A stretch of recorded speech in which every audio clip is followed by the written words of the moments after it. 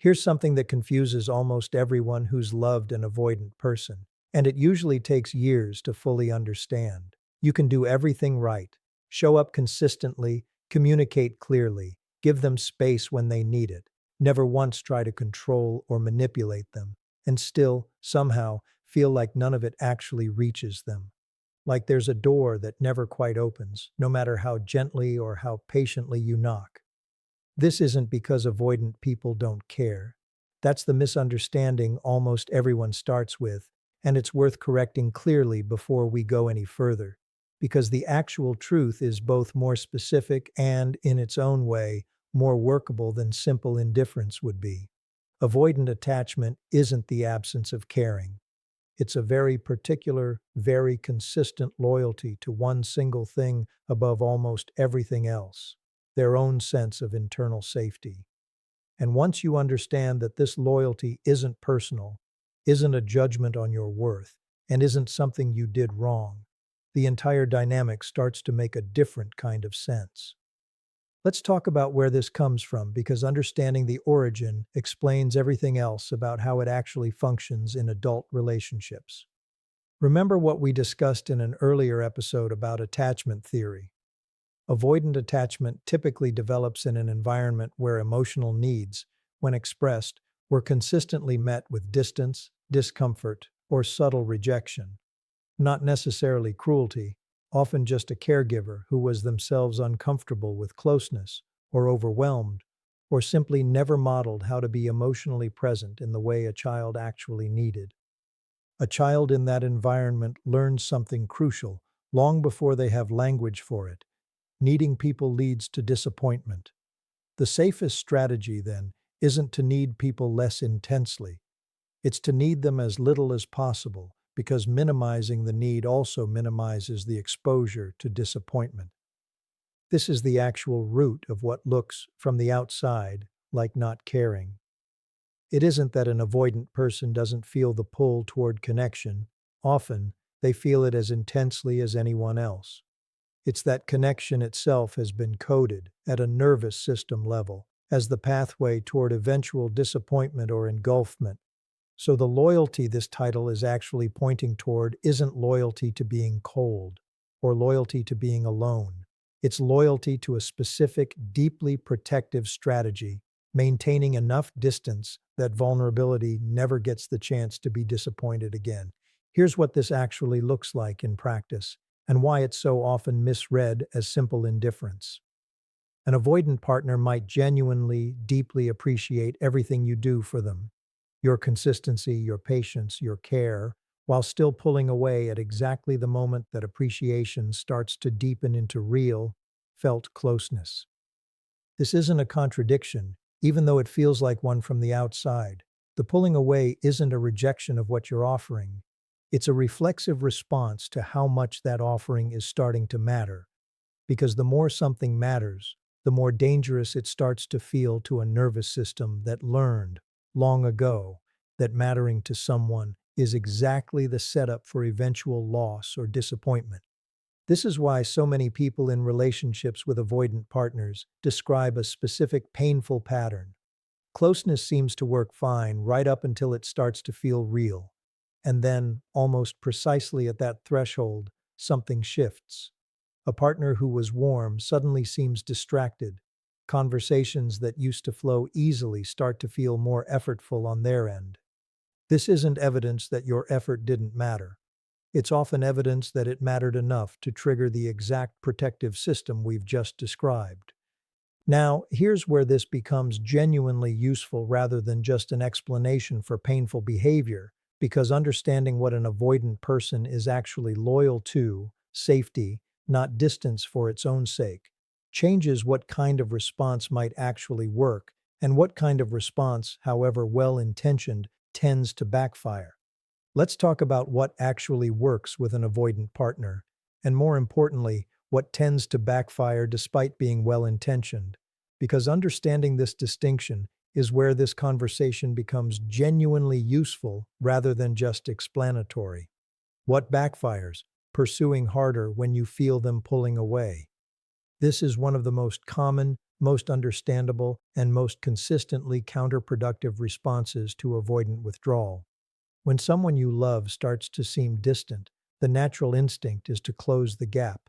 More communication, more reassurance seeking, more direct questions about what's wrong, more visible emotional intensity aimed at re-establishing the connection that suddenly feels at risk. This instinct makes complete sense from the pursuing partner's perspective. But from the avoidant partner's nervous system, increased pursuit during a withdrawal moment often registers as exactly the confirmation of danger it was already bracing for. Proof that closeness really does lead to intensity, pressure, and demand, which reinforces the very pattern the withdrawal was trying to protect against in the first place. This creates the anxious avoidant cycle we discussed in an earlier episode. Pursuit triggers withdrawal. Withdrawal triggers more pursuit. And the cycle deepens rather than resolves, with both partners becoming more entrenched in their respective patterns rather than either one feeling safer. What actually works, demonstrating through consistent behavior that distance doesn't produce punishment or abandonment. This is the deeper, more patient intervention, and it requires understanding exactly what the avoidant nervous system is actually testing for, often unconsciously, during a withdrawal moment.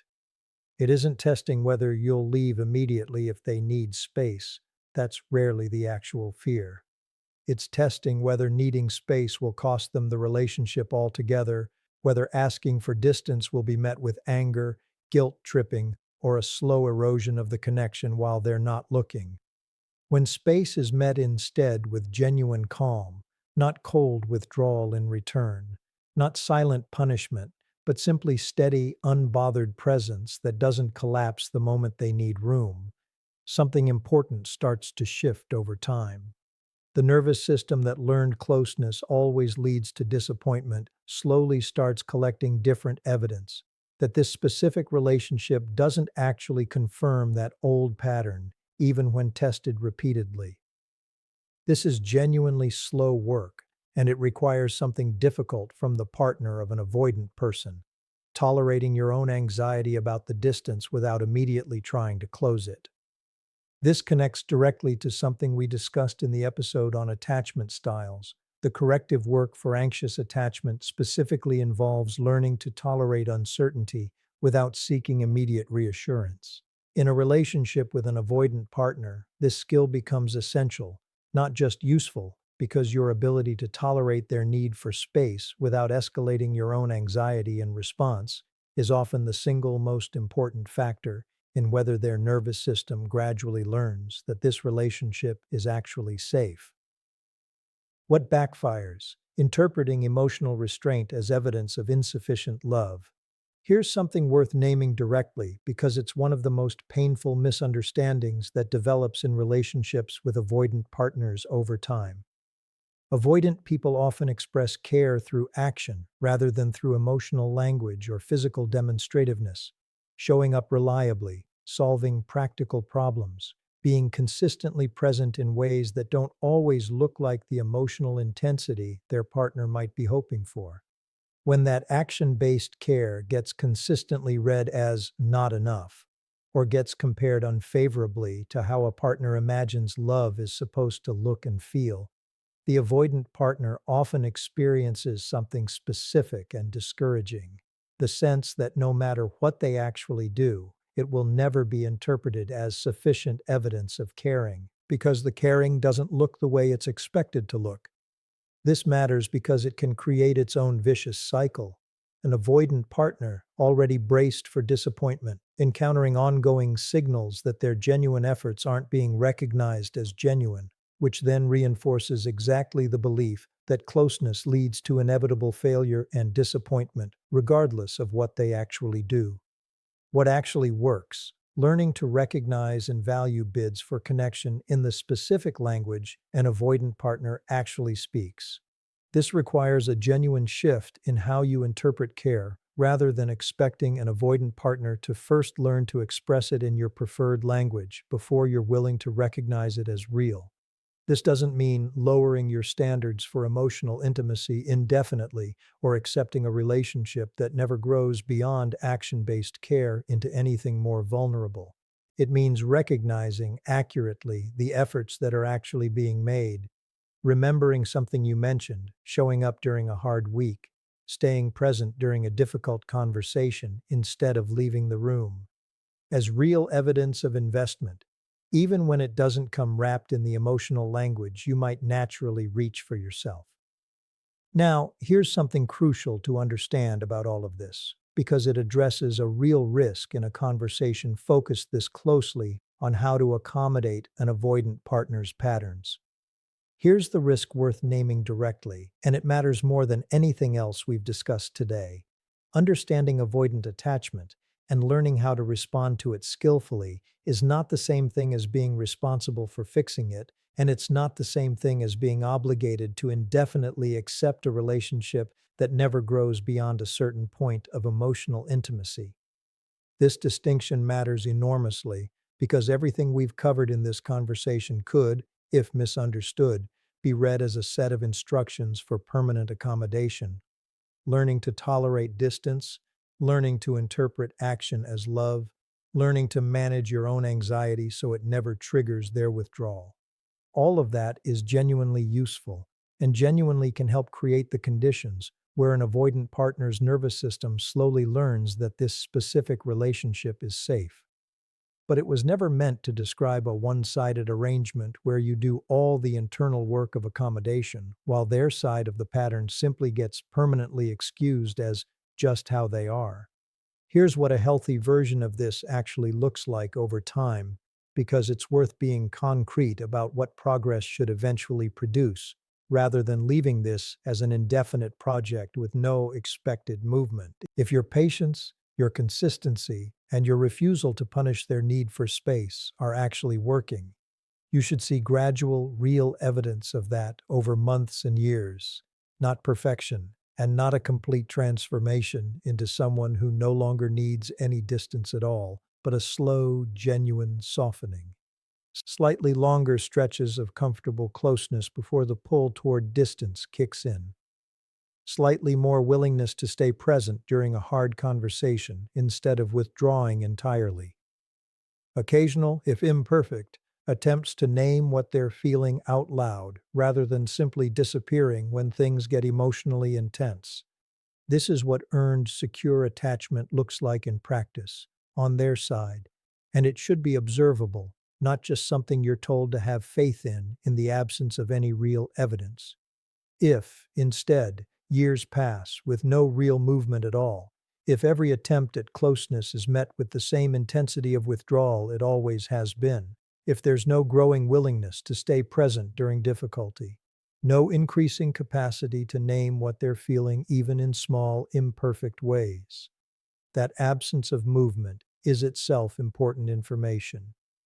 It doesn't necessarily mean the person doesn't care, in line with everything we've discussed today, but it does mean that understanding their attachment pattern isn't, on its own, producing the kind of gradual healing that would eventually make this a fully mutual, fully secure relationship. And at that point, the question shifts from, how do I understand and accommodate this pattern, to a harder, more honest one. Is this relationship, as it currently exists and seems likely to continue existing, actually meeting my own genuine needs for connection, or am I the only one doing the work required to keep this functioning at all?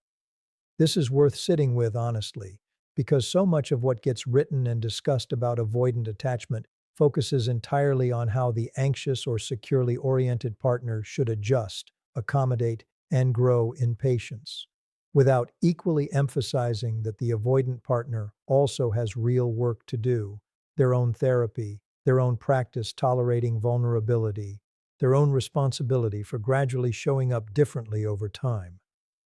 Loving someone with avoidant patterns skillfully doesn't mean loving them without ever expecting any growth in return.